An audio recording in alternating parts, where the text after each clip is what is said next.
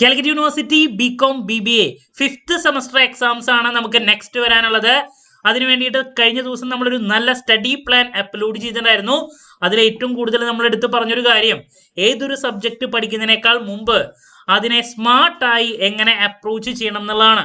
നമ്മളൊരു ബുക്കിന്റെ ആദ്യ ചാപ്റ്റർ മുതൽ അവസാനത്തെ ചാപ്റ്റർ വരെ ഓർഡറിൽ പഠിക്കുകയാണെങ്കിൽ നമുക്ക് സ്മാർട്ടായിട്ട് അതിനെ അപ്രോച്ച് ചെയ്യാൻ സാധിക്കില്ല. പ്രീവിയസ് ഇയർ ക്വസ്റ്റ്യൻ പേപ്പറിന്റെ ബേസിലെ ഏറ്റവും കൂടുതൽ മാർക്സ് വരുന്ന ഏരിയാസ് ഏതൊക്കെയാണ്, ആ ബേസിൽ നമ്മൾ അതിനെ പ്രയോറിറ്റൈസ് ചെയ്യണം. നമ്പർ 1. നമ്പർ 2, പഠിക്കുന്നതിനേക്കാൾ മുമ്പ് നമുക്ക് ആ സബ്ജക്റ്റുമായിട്ടൊന്ന് ഫെമിലിയർ ആവാൻ നമുക്ക് ഏറ്റവും ഈസിയസ്റ്റ് ആയിട്ടുള്ള ചാപ്റ്റേഴ്സ് വെച്ച് നമ്മൾ സ്റ്റാർട്ട് ചെയ്യണം. ഇതൊക്കെ പറഞ്ഞിട്ടുണ്ടായിരുന്നു. സോ ഈ ഒരു മാറ്റർ ആണ് നമ്മൾ ഇന്ന് മുതലുള്ള പുതിയ സീരീസിൽ ഇൻക്ലൂഡ് ചെയ്യുന്നത്. 5th സെമസ്റ്ററിൽ വരുന്ന 6 സബ്ജക്ട്സും എങ്ങനെ നല്ല രീതിയിൽ പഠിച്ച് ഹൈ സ്കോറിലോട്ട് എത്തിച്ചേരാൻ സാധിക്കും. സോ 5th സെമസ്റ്റർ ബികോം സ്റ്റുഡൻസിന്റെ ഏറ്റവും ഇമ്പോർട്ടൻ്റ് ആയിട്ടുള്ള പ്രോബ്ലം പേപ്പറാണ് income tax law and accounts. ഈ ഒരു സബ്ജക്ട് കുറച്ച് സമയം കൊണ്ട് പഠിച്ച് എങ്ങനെ ഹൈ മാർക്സ് സ്കോർ ചെയ്യാൻ സാധിക്കും, ഈ ഒരു മാറ്റർ ആണ് നമ്മൾ ഇന്നത്തെ വീഡിയോയിൽ ഇൻക്ലൂഡ് ചെയ്തിട്ടുള്ളത്.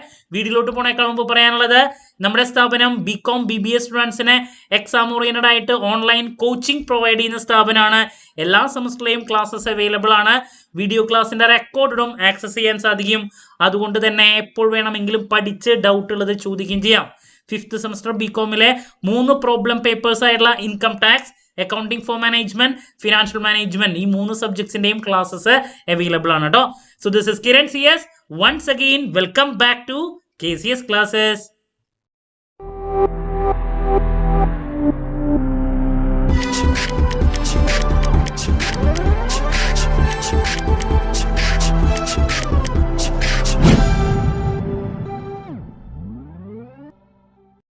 സോ നമ്മുടെ സബ്ജക്റ്റ് ഇതാണ് വരുന്നത്, income tax law and accounts. അപ്പോൾ ടാക്സ് പേപ്പർ ശരിക്കും പറഞ്ഞാൽ 2 പാർട്ടായിട്ട് നമുക്ക് കാണാൻ സാധിക്കും. 5th സെമസ്റ്ററിൽ ഇൻകം ടാക്സിന്റെ 5 ഹെഡ്സ് വരെയാണ് പഠിക്കാനുള്ളത് നമുക്ക്. ദെൻ ഇതിന്റെ കണ്ടിന്യൂവേഷൻ നമുക്ക് 6th സെമസ്റ്ററിൽ GST പേപ്പറിന്റെ കൂടിയാണ് വരുന്നത്. അപ്പോൾ സ്ലാബ്, ടാക്സ് സ്ലാബിന്റെ കാര്യങ്ങളൊന്നും നമുക്ക് അതുകൊണ്ട് തന്നെ 5th സെമസ്റ്ററിൽ പഠിക്കാനില്ല. 5 ഹെഡ്സ് വരെയാണ് വരുന്നത്. അപ്പോൾ നമുക്ക് അതിൻ്റെ സിലബസ് നോക്കിയാൽ കാണാൻ സാധിക്കും. ഇതാണ് 5 മൊഡ്യൂളായിട്ട് വരുന്നത്. ഫസ്റ്റ് മൊഡ്യൂളിൽ ബേസിക് കൺസെപ്റ്റ്സും കാര്യങ്ങളൊക്കെയാണ് വരുന്നത്. സെക്കൻഡ് മൊഡ്യൂളിൽ ഇൻകം ഫ്രം സാലറി, ആദ്യത്തെ ഹെഡ്സ് സ്റ്റാർട്ട് ചെയ്യാണ്. സാലറി ഏറ്റവും ഇമ്പോർട്ടൻ്റ് ആയുള്ള head. Then income from HP ആണ് രണ്ടാമത്. Then PGBP, profits and gains of business or profession. Then head number 4 capital ഗെയിനും. ദെൻ ഇൻകം ഫ്രം അതർ സോഴ്സസും ആണ് ലാസ്റ്റ് മൊഡ്യൂളിൽ വരുന്നത്. അപ്പോൾ ഇത് പഠിക്കുമ്പോൾ ഞാൻ നേരത്തെ പറഞ്ഞ പോലെ സ്മാർട്ടായിട്ടുള്ള ഒരു അപ്രോച്ച് ചെയ്യണം എന്നുള്ളതാണ്. അതിനു വേണ്ടിയിട്ട് നമ്പർ 1 ഏത് ചാപ്റ്റർ പഠിക്കണം, നമ്പർ 2, നമ്പർ 3 എങ്ങനെ അതിനെ പ്രയോറിറ്റൈസ് ചെയ്യണം എന്നുള്ളതാണ് നമ്മൾ ആദ്യം കാണാൻ പോകുന്നത്. അപ്പോൾ ഇതിൽ ടാക്സ് എന്ന് പറയുന്ന ഒരു പുതിയ സബ്ജക്റ്റ് ആയതുകൊണ്ട് തന്നെ ബേസിക്സ് മനസ്സിലാക്കാൻ നമുക്ക് ഫസ്റ്റ് മൊഡ്യൂൾ വെച്ച് തന്നെ സ്റ്റാർട്ട് ചെയ്യണം. ബട്ട് അതിൽ ശ്രദ്ധിക്കേണ്ട 1-2 കാര്യങ്ങളുണ്ട്. ഫസ്റ്റ് മൊഡ്യൂളിൽ നമുക്ക് മെയിനായിട്ട് ഒരു 3 ടോപ്പിക്കുകളാണ് കാണാൻ സാധിക്കുക. നമ്മൾ കാലിക്കറ്റ് യൂണിവേഴ്സിറ്റി കോപ്പറേറ്റീവ് സൊസൈറ്റിയുടെ ടെക്സ്റ്റ് ബുക്ക് എടുക്കുകയാണെങ്കിൽ അത് 2-3 ചാപ്റ്ററുകളായിട്ട് കാണാൻ സാധിക്കും. അതിലെ ബേസിക് കൺസെപ്റ്റ്സ് എന്ന് പറഞ്ഞിട്ട് ആദ്യത്തെ ഒരു ചാപ്റ്റർ. ദെൻ അതിലെ നെക്സ്റ്റ് അഗ്രികൾച്ചറൽ ഇൻകം എന്ന് പറഞ്ഞിട്ട് മറ്റൊരു ടോപ്പിക്ക്. ദെൻ എക്സംപ്റ്റഡ് ഇൻകം എന്ന് പറഞ്ഞിട്ട് സെപ്പറേറ്റ് ഒരു ടോപ്പിക്ക് നമുക്ക് കാണാൻ സാധിക്കും. പിന്നെ റെസിഡൻഷ്യൽ സ്റ്റാറ്റസും അതുപോലെ തന്നെ ഇൻസിഡൻസ് ഓഫ് ടാക്സ്, ഇതൊക്കെ ഇൻക്ലൂഡ് ചെയ്തിട്ടുള്ള ഒരു ചാപ്റ്റർ. ഇങ്ങനെ ഒരു 3-4 ചാപ്റ്ററുകളായിട്ട്, അത് ഇത് ടെക്സ്റ്റ് ബുക്കാണ് നിങ്ങളുടെ കയ്യിലുള്ളതെങ്കിൽ നമുക്ക് കാണാൻ സാധിക്കും.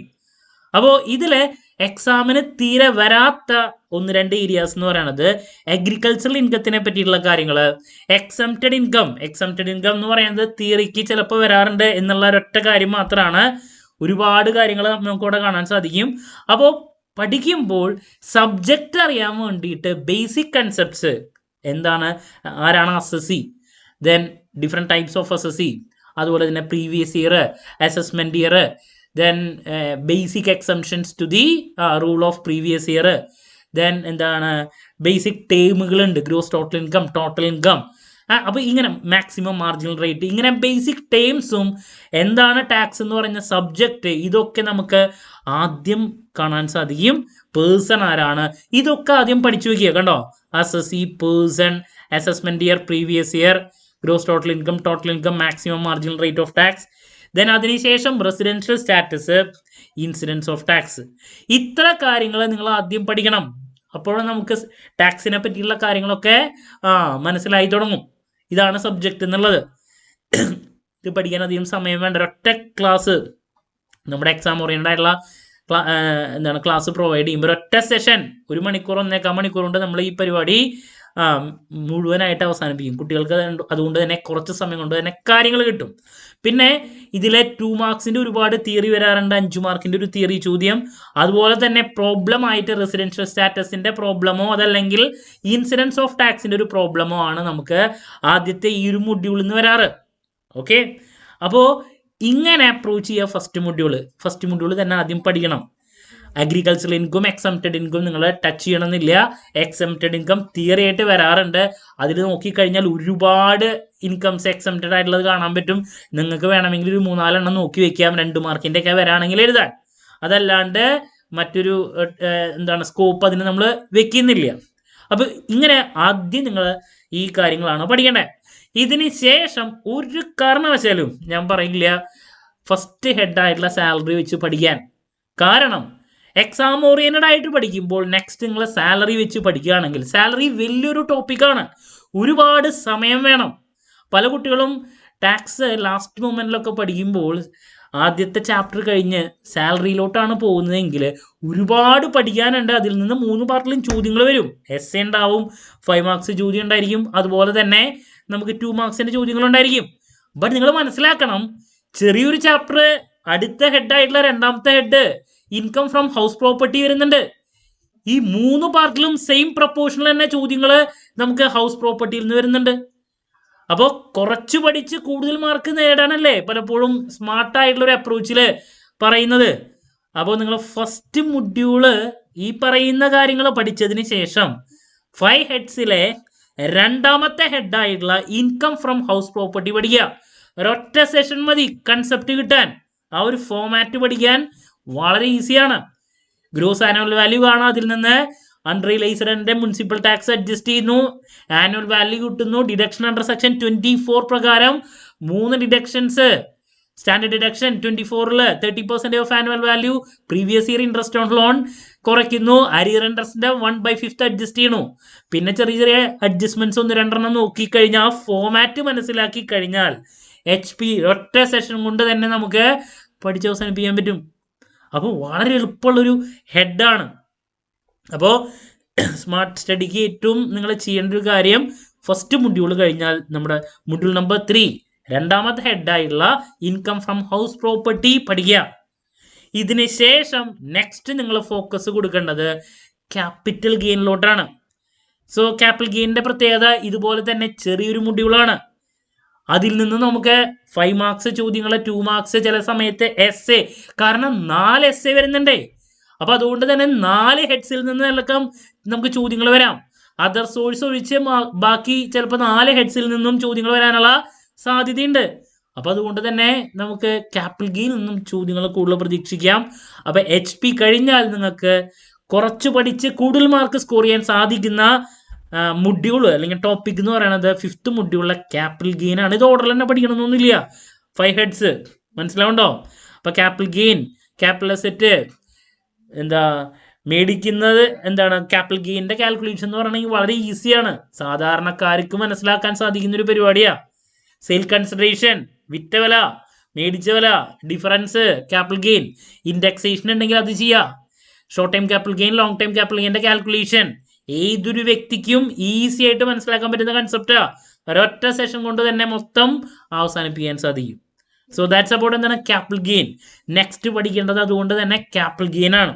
ഓക്കെ, ദെൻ അതിനുശേഷം നെക്സ്റ്റ് ഇമ്പോർട്ടൻസ് നിങ്ങൾ കൊടുക്കേണ്ടത് PGBP ആണ്.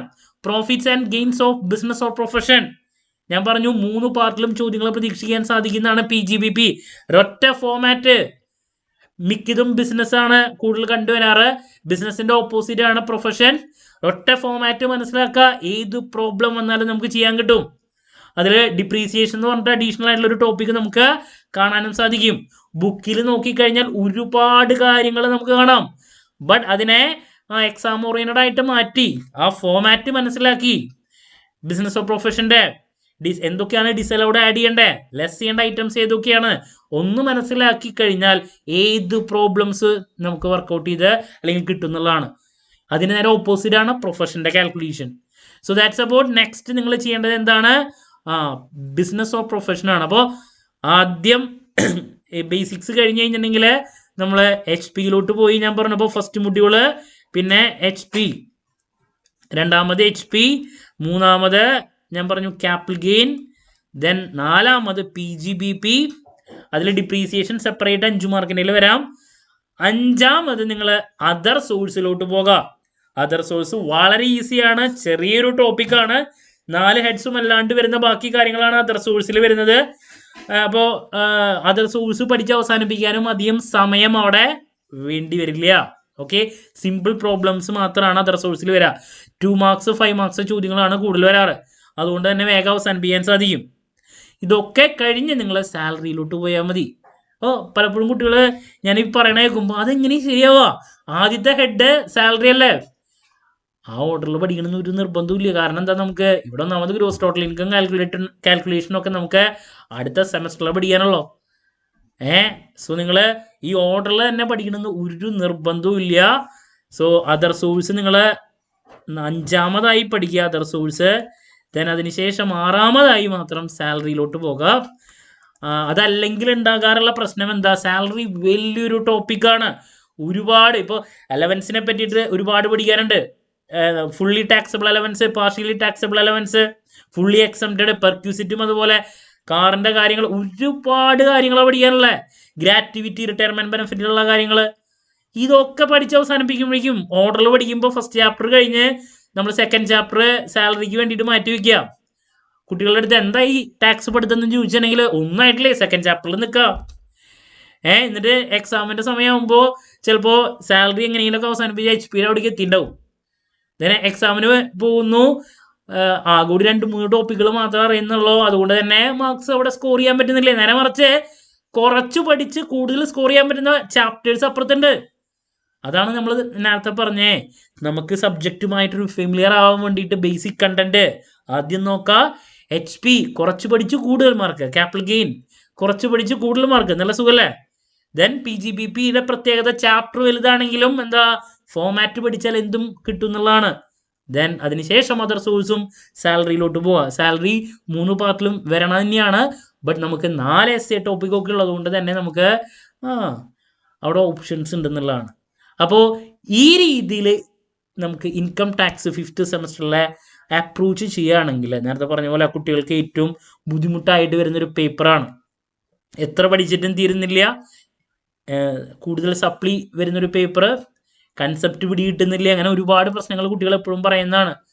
ദെൻ ഇതിൽ ടാക്സ് ലോയാണ് നമുക്ക് പഠിക്കാനുള്ളത്. ഗവൺമെൻറ് ഓരോ വർഷം ബഡ്ജറ്റിൽ വരുന്ന മാറ്റങ്ങളൊക്കെ ഉണ്ട്.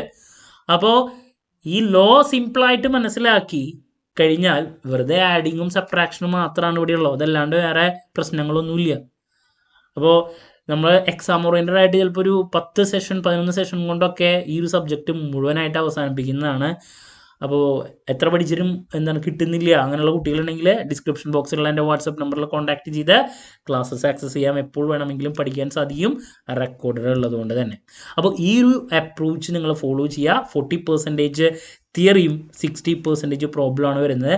ഹൈ മാർക്സ് സ്കോർ ചെയ്യണമെങ്കിൽ നിർബന്ധമായും പ്രോബ്ലം പഠിച്ചിരിക്കണം. ഫുൾ മാർക്ക് കിട്ടും പ്രോബ്ലത്തിൽ. ഓക്കെ, അപ്പോൾ ഈ ഒരു അപ്രോച്ചാണ് നിങ്ങൾ ഫോളോ ചെയ്യേണ്ടത്. ക്ലാരിറ്റി കിട്ടിയെന്ന് പ്രതീക്ഷിക്കുന്നു. ഇതുപോലെ തന്നെ ബാക്കിയുള്ള സബ്ജക്ട്സിൻ്റെ സെപ്പറേറ്റ് വീഡിയോ നമ്മൾ ചെയ്യുന്നതായിരിക്കും. അതിനുശേഷം ഓരോ സബ്ജക്റ്റിൻ്റെയും ഇമ്പോർട്ടൻറ്റ് ക്വസ്റ്റ്യൻസിൻ്റെ വീഡിയോ ഉറപ്പായും പ്രതീക്ഷിക്കുന്ന ഓരോ പാർട്ടിലുള്ള ചോദ്യങ്ങളുടെ discussion, then exam related live, last day examination tips, ഇതൊക്കെ ആയിട്ട് എത്രയും പെട്ടെന്ന് തന്നെ നിങ്ങളുടെ മുമ്പിൽ എത്താമെന്നുള്ള പ്രതീക്ഷയോടെ നിർത്തുന്നു. This is Kiran CS signing off. Have a nice day. Thank U.